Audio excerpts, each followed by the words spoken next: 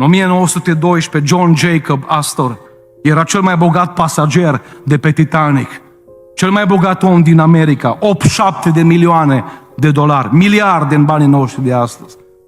Pentru că bărcile de salvare au avut un număr limitat de locuri. Și-a pus soția însărcinată într-o barcă și s-a retras ca să respecte ordinul capitanului și a marinarilor care erau acolo. A salutat-o și i-a spus că va încerca să o urmeze. A fost văzut ultima dată fumând o țigară pe puntea vasului, tremurând de frică.